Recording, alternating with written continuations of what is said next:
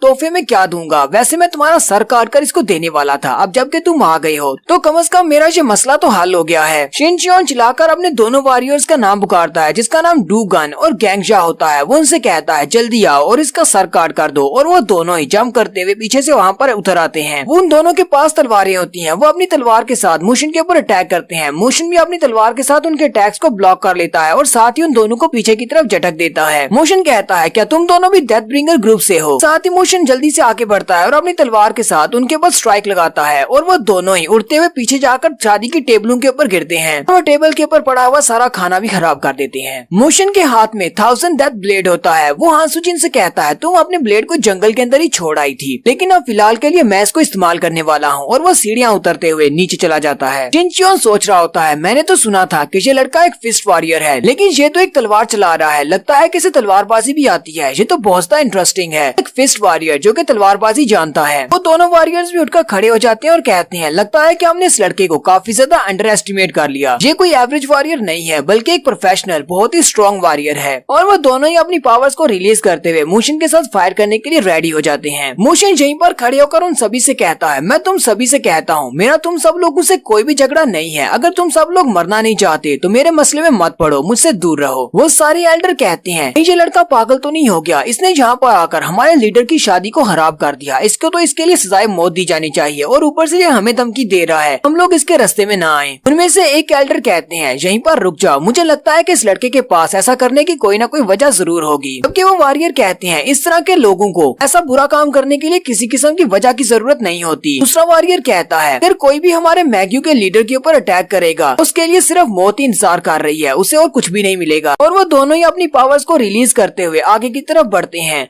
Motion उनमें से एक को अपनी तलवार से ब्लॉक करता है जबकि दूसरा भी साथ ही उसके ऊपर अटैक करता है। मोशन उसके अटैक को भी ब्लॉक कर लेता है। वो दोनों वॉरियर्स अपनी तलवार को मोशन के ऊपर चला रहे होते हैं जबकि मोशन अकेला उन दोनों की तलवार के अटैक को ब्लॉक कर रहा होता है। वो दोनों एक साथ उसके ऊपर स्ट्राइक लगाते हैं लेकिन मोशन वहाँ से जल्दी से गायब होकर उनके पीछे चला जाता है। इस बात से वो हैरान तो होते हैं लेकिन जल्दी से पीछे की तरफ मुड़ते हैं और कहते हैं तुम्हें मारने में बहुत ज्यादा मजा आएगा। उनमें से एक वॉरियर अपने फुल स्पेशल मूव को यूज करता है, अपनी पावर्स को रिलीज कर रहा होता है और जैसे ही वो कहता है Ashura moonlight sword arts, motion मुझे देखकर बहुत ज्यादा हैरान हो जाता है क्योंकि ये एक बहुत ही स्पेशल स्किल है, इसकी पावर बहुत ज्यादा होती है। शादी में आए हुए जितने भी लोग होते हैं वो सारे के सारे स्वर्ड आर्ट टेक्निक को पहचानते हैं। वो सारे पीछे की तरफ भागना शुरू करते हैं क्योंकि जब वो अपनी पावर्स को रिलीज करेगा आसपास के सारे लोग भी इससे इफेक्टेड होंगे। वो सारे चिल्लाकर कह रहे होते हैं जल्दी से यहाँ से भागो, अगर हम लोग इस टेक्निक की जद में आ गए तो हम सब लोग मुफ्त में मारे जाएंगे। जबकि शिनचियोन तो बहुत ज्यादा खुश हो रहा होता है और सोच रहा होता है हाँ बिल्कुल ऐसा ही, अपनी फुल पावर को रिलीज करो और इस लड़के के टुकड़े टुकड़े कर दो। तो वो वॉरियर अपनी पावर्स को रिलीज करने के बाद अपने एक स्पेशल मूव जिसका नाम the path of the bright blood होता है उसको यूज करता है और सामने की तरफ पावर का एक हॉरिकेन बनाकर रिलीज करता है। जबकि मोशन के हाथ में भी उसकी तलवार है। मोशन अपनी तलवार को सामने की तरफ करता है और वहाँ पर एक जबरदस्त धमाका होता है। उस धमाके के इफेक्ट्स इतने जबरदस्त होते हैं कि बाकी के सारे मेहमान भी अपने आप को बचाने की कोशिश कर रहे होते हैं। जबकि दूर से भी दिखाते हैं कि दूर से भी उस महल के अंदर बहुत बड़ा धमाका होता है। वो दोनों वॉरियर बहुत ज्यादा कॉन्फिडेंट होते हैं। वो कहते हैं लगता है कि हमने कर दिया, हमने उसको मार दिया है। लेकिन जैसे सामने से धुआं हटता है मोशन वहाँ पर बिल्कुल सही सलामत खड़ा होता है। वो दोनों काफी ज्यादा घबरा जाते हैं और कहते हैं ऐसा कैसे हो सकता है, हमारा ये मूव तो सबसे ज्यादा पावरफुल मूव था, फिर ये लड़का इससे बच कैसे सकता है, ये तो एक मॉन्स्टर है, इसकी बॉडी के ऊपर तो एक छोटा सा स्क्रैच भी नहीं है, अभी तक तो इसको मर जाना चाहिए था। सुजिन भी मोशन की तरफ देखकर मुस्कुरा रही होती है। शिनचियोन भी काफी घबरा जाता है और कहता है ऐसा कैसे हो सकता है, अगर कोई पावरफुल वॉरियर भी यहाँ पर क्यों ना हो, वो भी हमारी स्पेशल टेक्निक के सामने जरूर काम जाएगा। फिर इस बंदे की बॉडी के ऊपर एक स्क्रैच भी क्यों नहीं आया, ऊपर से ये लड़का कोई स्वर्ड मास्टर भी नहीं है, ये तो सिर्फ एक फिस्ट फाइटर है। लेकिन फिर भी इसने तलवार की पावर को इतनी आसानी से ब्लॉक कर लिया, वो भी सिर्फ अपनी तलवार से। एक फिस्ट फाइटर के लिए ऐसा करना बिल्कुल नामुमकिन है। मोशन उन दोनों वॉरियर से कहता है लगता है कि अब मेरी बारी है। जैसे ही वो अपनी तलवार लेकर आगे बढ़ने लगता है उसी वक्त एक पीछे से एक और वॉरियर आता है। उस वॉरियर ने एक्समैन के वुल्वरीन की तरह बड़े बड़े नाखून पहने होते हैं। वुल्वरीन के तो हाथों से नाखून निकलते हैं, इसने पंजा पहना हुआ है। उसने अपने दोनों हाथों के ऊपर वो पंजे पहने होते हैं जिनके अंदर ब्लेड्स लगे होते हैं और वो मोशन के ऊपर अटैक करता है। लेकिन मोशन उसके अटैक को भी अवॉइड कर लेता है। वो वॉरियर भी अपने अटैक को नाकाम करने के बाद वहीं पर उतर आता है। मोशन उसे कहता है क्या तुम भी डेथ ब्रिंगर ग्रुप के एक मेंबर हो। वो मास्टर उसकी तरफ देखकर हंसना शुरू कर देता है। जबकि उसी वक्त वहीं पर चौथा वॉरियर भी आ जाता है। वही 4 वॉरियर्स हैं जिनके बारे में डैमबेग ने कहा था। उसके पास उसकी जंजीर होती है, वो अपनी जंजीर से उनके ऊपर अटैक करता है। यहीं पर डैमबेग की एंट्री होती है। वो अपने पंच को यूज करते हुए उसकी जंजीर को ब्लॉक कर लेता है और उनसे कहता है यहाँ पर 4 के मुकाबले में 1 था, कैसा रहेगा 4 के मुकाबले में 2 हो जाए। तो वॉरियर्स में से चौथा वॉरियर माजांग होता है। माजांग उसे कहता है प्रिंसेस का कुत्ता यहाँ पर अपनी प्रिंसेस के लिए आ गया है, तो देखते हैं कि तुम यहाँ पर क्या कर पाते हो। डैमबेग भी उसकी सॉलिड बेइज्जती करते हुए कहता है माजांग तुम बहुत बड़े कमीने हो, तुमने हमेशा ही हमारी प्रिंसेस को बहुत ही बुरे से ट्रीट किया है, हालांकि तुम कुछ भी नहीं हो, अपनी जंजीर के बिना तुम तो किसी से फाइट भी नहीं कर सकते। माजांग उसकी बात सुनकर गुस्सा हो जाता है और अपनी जंजीर को उसकी तरफ फेंक देता है। लेकिन डैमबेग उसकी जंजीर को अवॉइड करते हुए अपने आप को बचा लेता है और बड़ी स्पीड के साथ आगे बढ़कर उसे पंच मारता है। वो पहले उसे एक पंच मारता है और साथ ही उसे दूसरा पंच मारता है जिससे माजांग भी पीछे की तरफ हट जाता है। जबकि एक्समैन वाला वुल्वरीन भी जंप करते हुए उसके ऊपर अटैक करने के लिए आगे बढ़ता है और कहता है अपने पीछे भी देखना चाहिए, मैं तुम्हारे टुकड़े टुकड़े कर दूंगा। जैसे ही वो अपने क्ला के साथ उसके ऊपर अटैक करता है, डैमबेग पीछे की तरफ जंप करते हुए अपने आप को बचा लेता है। जबकि मोशन भी बाकी बाकी के वॉरियर्स के साथ फाइट करना स्टार्ट करता है, जिन दो वॉरियर्स के साथ वो पहले से फाइट कर रहा था। और बाकी की फाइटिंग हम लोग नेक्स्ट एपिसोड में देखेंगे। यहीं पर हम लोग एपिसोड 54 का एंड करते हैं। एपिसोड की एक्सप्लेनेशन अच्छी लगी हो तो कमेंट करके जरूर बताइएगा। चैनल को सब्सक्राइब कर दे, वीडियो को लाइक और शेयर कर दें। शुक्रिया। हेलो गाइस, कैसे हैं आप सब लोग। Peak of the master world के एपिसोड 55 के साथ हाजिर हूँ। तो लास्ट एपिसोड के एंड पे हमने देखा था मुशिन और डैमबेग दोनों ही वहाँ पर मौजूद 4 गार्ड्स के साथ फाइट कर रहे हैं। डैमबेग माचांग और दूसरे वाले गार्ड के साथ फाइट कर रहा है जिसने वुल्वरीन की तरह के पंजे पहने हुए हैं, जबकि मुशिन उन दोनों तलवारबाजों के साथ फाइट कर रहा है। वो दोनों तलवार वाले मास्टर अपनी पावर्स को रिलीज करते हुए मुशिन के ऊपर अटैक करते हैं। वो दोनों मिलकर उसके ऊपर अटैक कर रहे होते हैं, जबकि मुशिन ऊपर की तरफ जंप कर जाता है और ऊपर की तरफ जंप करने के बाद वो उन दोनों की तरफ देखकर कहता है मैं नीचे आ रहा हूँ। मुशिन ऊपर से जबरदस्त स्पीड के साथ नीचे की तरफ जंप करता है और जैसे वो नीचे ग्राउंड पर आकर लैंडिंग करता है तो वहाँ पर एक जबरदस्त धमाका होता है और एक जबरदस्त फोर्स निकलती है और उस फोर्स के निकलने की वजह से वो दोनों तलवार वाले मास्टर्स पीछे की तरफ गिर जाते हैं। वो दोनों भी कहते हैं इस बंदे की पावर तो बहुत ज्यादा जबरदस्त है। मुशिन जब ऊपर से नीचे की तरफ जंप करता है तो साथ ही उसकी बॉडी से एक नई तरह का ऑरा निकल रहा होता है, रेड कलर का ऑरा। बाकी के एल्डर्स भी ये देखकर काफी ज्यादा हैरान होते हैं और कहते हैं आखिर ये लड़का करना क्या चाहता है, इसकी बॉडी से एक नया ऑरा निकल रहा है। इनमें से एक एल्डर कहते हैं कहीं ऐसा तो नहीं कि ये हमारी इस टेक्निक को यूज करने वाला है। और मुशिन का वो सुरख रंग का ऑरा उसकी ब्लेड के अंदर चला जाता है। हांसुजिन भी ये देखकर बहुत सा हैरान हो जाती है और कहती है ये तो मैग्यू क्लैन की स्वर्ड टेक्निक है। हांसुजिन अभी उसी की तरफ ही देख रही होती है। मुशिन की तलवार के ऊपर जो ऑरा होता है उसका कलर क्रिम्सन रेड हो जाता है। हांसुजिन कहती है नहीं, ये तो हमारी स्वर्ड टेक्निक से भी एक लेवल हायर है, ये तुम्हारी मैग्यू क्लैन की रेड डेविल स्वर्ड आर्ट्स है। शिनचियोन भी ये देखकर काफी ज्यादा घबरा जाता है और कहता है ऐसा कैसे हो सकता है, इस लड़के के पास हमारी मैग्यू क्लैन की स्वर्ड आर्ट कैसे हो सकती है। जबकि वो दोनों वॉरियर्स भी उस पर अटैक करने के लिए आगे बढ़ते हैं और कहते हैं ऐसा नहीं हो सकता, हमारे मैग्यू क्लैन की टेक्निक इस लड़के के पास नहीं हो सकती, ये कोई ना कोई फेक टेक्निक होगी। चलो जल्दी से आगे बढ़ते हैं और इस पर अटैक करते हैं। वो दोनों ही अपने अपने अटैक्स को कंबाइन करके सेम वक्त पर उस पर अटैक करने के लिए आगे बढ़ते हैं। जबकि मुशिन भी अपने एक स्पेशल मूव जिसका नाम एलिगेंट फ्लेम होता है उसको यूज करते हुए सामने की तरफ स्ट्राइक्स लगाता है। और मुशिन की वो एलिगेंट फ्लेम इतनी ज्यादा पावरफुल होती है कि वो दोनों मास्टर जो इस पर अटैक करने के लिए आगे बढ़ रहे होते हैं वो उन फ्लेम से जल जाते हैं और साथ ही मुशिन अपनी तलवार को घुमाते हुए उनके छोटे छोटे पीसेस कर देता है, यानी कि वो दोनों मास्टर्स वहीं पर मर जाते हैं। और देखने वाले भी जो देखकर बहुत ज्यादा हैरान हो जाते हैं, खास तौर पर शिनचियोन काफी ज्यादा घबरा जाता है। मुशिन चलता हुआ सीधा शिनचियोन के पास जाता है। शिनचियोन उसे कहता है ऐसा कैसे हो सकता है, हमारे पास हमारी मैग्यू क्लैन की स्वर्ड आर्ट्स कैसे हो सकती है, तुम कौन हो, तुम हमारे स्किल्स को कैसे यूज कर सकते हो। मुशिन उसे कहता है शिनचियोन तुम इस काबिल नहीं हो कि तुम मुझसे फाइट कर सको, मैं तुम्हें बड़ी ही आसानी से हरा दूंगा, और अगर तुम मरना चाहते हो तो फिर मुझे अभी बता दो, मैं यहाँ पर खड़े खड़े तुम्हें मार सकता हूँ। शिनचियोन बहुत ज्यादा घबरा जाता है और कहता है तुम मुझसे क्या चाहते हो। मुशिन कहता है मैं चाहता हूँ कि तुम एक फाइट करो, एक ऐसी फाइट जिसमें इस बात का फैसला किया जा सके कि मैग्यू क्लैन का अगला लीडर कौन होगा, यहाँ पर इसी जगह पर इन सभी एल्डर्स के सामने मैग्यू क्लैन की प्रिंसेस के साथ। हांसुजिन भी ये बात सुनकर काफी ज्यादा हैरान हो जाती है। शिनचियोन ये बात सुनकर काफी हैरान होता है कि ये मुझे प्रिंसेस के साथ फाइट करने का क्यों कह रहा है। मुशिन उसे कहता है तुम दोनों की फाइट्स के रिजल्ट जो भी हूँ मैं इस फाइट में इंटरफियर नहीं करूंगा, तुम उसको मार ही क्यों न डालो, लेकिन अगर तुम हार जाते हो तो उसके बाद हमारी प्रिंसेस मैग्यू क्लैन की नई लीडर बनेगी। शिनचियोन उसकी बात सुनने के बाद सोच रहा होता है हमारे पुराने लीडर मास्टर डैनगॉक की गलती की वजह से हम लोग म्यूरिम कोलिशन से फाइट को हार गए, जिसकी वजह से हमें बहुत ज्यादा नुकसान हुआ और हमें अपनी जगह को छोड़कर 100,000 माउंटेन पर भाग कर आना पड़ा। बहुत सारे ऐसे एल्डर्स हैं जो कि इस बात को नहीं मानते, वो अभी भी मास्टर डैनगॉक के साथ हैं, इसीलिए उन्होंने मुझे कभी भी दिल से अपना लीडर नहीं माना। इसी वजह से तो मैं प्रिंसेस के साथ शादी करना चाहता था, क्योंकि अगर मैं इसके साथ शादी कर लेता हूँ तो इससे वो सारे के सारे एल्डर्स भी मेरी साइड पर आ जाएंगे और मुझे आसानी से अपना लीडर मान लेंगे। लेकिन मुझे तो यकीन नहीं होता कि मुझे एक बहुत ही अच्छा मौका मिल गया है। ये पागल यहाँ पर इसको बचाने के लिए आया था, लेकिन इसने यहाँ पर मेरे साथ एक फाइट की चुनौती देकर इस लड़की को फंसा दिया है। ये लड़की मेरे हाथों से मारी जाएगी और मैं इसको भी यहाँ से जाने नहीं दूंगा। शिनचियोन काफी खुश हो जाता है और मुशिन से कहता है ठीक है मैं ये करूंगा। मुशिन आगे बढ़ता है और हांसुजिन की पल्स को चेक करता है। हांसुजिन उसे कहती है मेरे एक्यूपंक्चर पॉइंट्स को शिनचियोन ने सप्रेस किया हुआ है, इसलिए मैं कुछ भी नहीं कर सकती और मुझे उसकी बात को मानना पड़ा। मुशिन उसे कहता हाँ मुझे ये बात अच्छी तरह से पता। हांसुजिन मुशिन से पूछती है हमारी मैग्यू क्लैन की स्वर्ड टेक्निक ये तुम्हें कैसे आती है। मुशिन उसे आगे से जवाब नहीं देता। वो उसे कहता है मैं अपनी की पावर को तुम्हारी बॉडी के अंदर इंसर्ट करने वाला हूँ, जिससे कि तुम्हारी एक्यूपंक्चर पॉइंट्स दोबारा से एक्टिवेट हो जाएंगे, तुम अपनी की पावर को इकट्ठा कर पाओगी। और साथ ही मुशिन अपने हाथ को उसके कंधे पे रखते हुए उसकी बॉडी के अंदर अपनी की पावर को इंसर्ट करता है और साथ ही हांसुजिन स्पिरिचुअल सी के अंदर चली जाती है, जहाँ पर के सामने एनर्जी का एक बड़ा सा गोला होता है। वो मुशिन से पूछ रही होती है ओशियोन क्या ये की पावर तुम्हारी है, ये तो बहुत ज्यादा है। वो की पावर उसकी बॉडी के अंदर आना शुरू हो जाती है और साथ ही वो अपनी आंखें बंद करती है, जिससे कि उसकी बॉडी के अंदर बहुत सारी की पावर आती है। मोशन उसे कहता है चलो जल्दी से खड़ी हो जाओ और अपनी पावर्स के साथ इन सभी को दिखा दो कि मैग्यू का नया लीडर कौन है। उस सारी की पावर को अपनी बॉडी के अंदर एब्जॉर्ब करने के बाद हान सुजिन के वो सारे एक्यूपंक्चर पॉइंट्स जो कि उसने प्रेशराइज किए थे वो सारे के सारे एक्टिवेट हो जाते हैं और हान सुजिन की आंखें चमकना शुरू हो जाती हैं।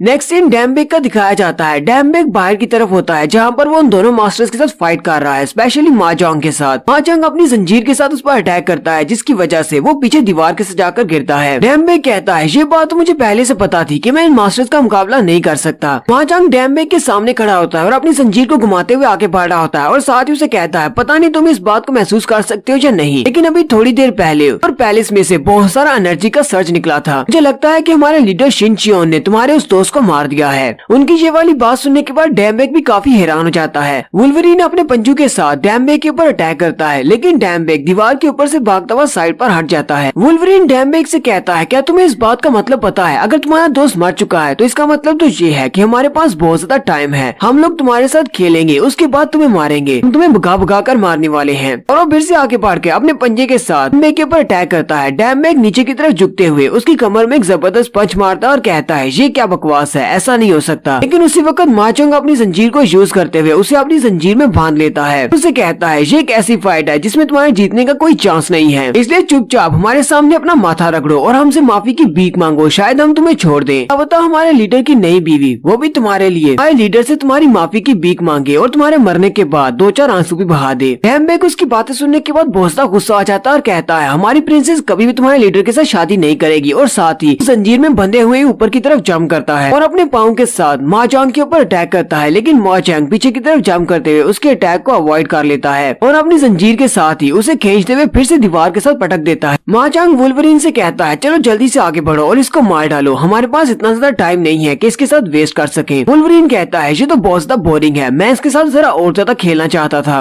वैसे मैं इसको मारना नहीं चाहता, मुझे लगता है कि इसके बाजू और टांगे काट देते हैं और इसको इस तरह लंगड़ा लूला कर देते हैं ताकि जो बाकी सब के लिए एक मिसाल बन जाए, कोई भी हमारे मैग्यू के लीडर के खिलाफ नहीं जा सकता। वुल्वरीन आगे बढ़ता है और डैमबेग के सामने खड़े होकर उसे कहता है चलो अब जल्दी से बताओ तुम पहले कौन सी चीज कटवाना चाहते हो, पहले अपने बाजू कटवाओगे या फिर अपनी टांगे। उसकी नजर उसकी टांग पर पड़ती है तो वुल्वरीन उसे कहता है कि तुम पहले अपनी टांगे कटवाना चाहते हो क्योंकि तुम्हारी टांगे बिल्कुल सामने है, तो पहले इनको ही काट देते हैं। वो उसकी टांग के ऊपर पाँव रखते हुए कहता है अपनी टांगों को हिलाने या फिर खींचने की कोशिश मत करना, कि अगर एक बार में तुम्हारी टांग नहीं कटेगी तो तुम्हें इससे बहुत ज्यादा दर्द होने वाला है। डैमबेग भी बेचारा काफी ज्यादा घबरा जाता है। वुल्वरीन जैसे ही अपने पंजे को यूज करते हुए उसकी टांग को काटने लगता है, उसी वक्त उसके चेहरे पर एक जबरदस्त पंच पड़ता है और मोशन के उसी एक पंच के साथ वो दूर जाकर गिरता है। डैमबेग भी मोशन को वहाँ पर देखकर काफी ज्यादा खुश हो जाता है। माचोंग उसे वहाँ पर देखकर काफी हैरान होता है और कहता है कहीं ऐसा तो नहीं कि वहाँ पैलेस के अंदर जो इनॉर्मस की निकली थी वो सारी की सारी की पावर इस लड़के की थी। माचोंग ने अपनी जंजीर के साथ डैमबेग को बांधा होता है। मोशन उसकी जंजीर को अपने हाथ में पकड़ता है और मुट्ठी को बंद करते हुए उस जंजीर को तोड़ देता है। ये देखकर माचोंग और भी ज्यादा घबरा जाता है क्योंकि उसकी जंजीर मोशन ने अपने हाथ से ही तोड़ दी है।